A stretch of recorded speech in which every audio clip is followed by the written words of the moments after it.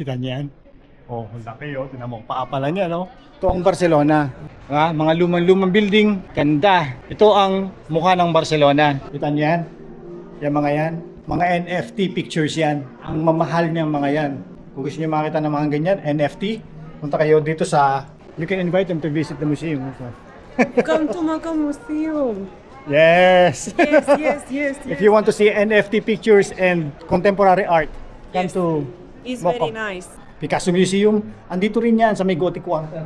Bisitahin nyo to. Wow! Ganda. Tingnan nyo naman yan, oh. Yun, oh. Ayos yan, oh. Tingnan nyo yan, oh. Ang sarap maglakad dito sa loob ng Gothic Quarter kasi walang araw. Puro lilim. Tapos ang ganda ng mga streets. Kita nyo to? Parang gusto ko mag-gawin ito para sa paella. Yan, oh.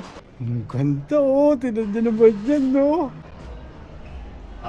Ganda. Tignan nyo to. Yan, oh. Ganda niyan. Ang ganda sa loob niyan. Ang linis. Kaya lang, mahal.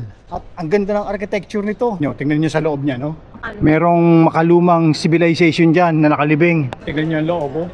May mga kainan. Ang ganda. Tapos tingnan mo. Linis, di ba? Parang pwedeng gumulong-gulong dito. Tapos ang ganda niyan tignan dito. Ayan. Kung doon sa malayo, makikita nyo yung bubong pag ganun siya, oh. At ang isa pang gustong-gusto namin dito sa Barcelona ay napakarami nilang puno sa kalsada.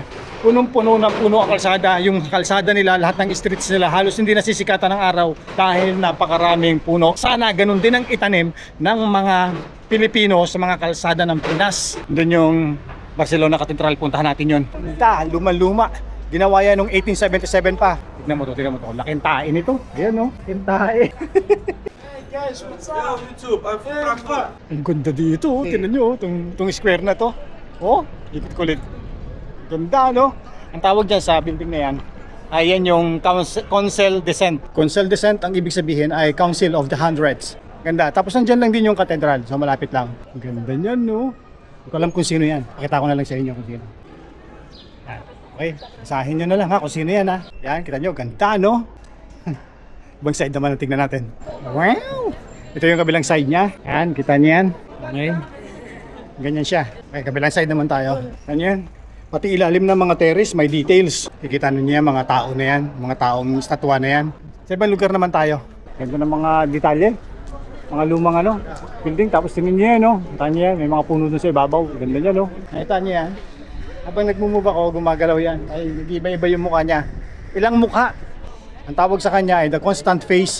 Usually dalawa lang yan dalawang face. Pag gumanon-ganon ka, dalawang mukha lang. Ito 103 faces. Ayan, sabi dyan, starting 1920s na Queen hanggang sa present na mukha. Basahin nyo na lang, pakipost na lang. Okay.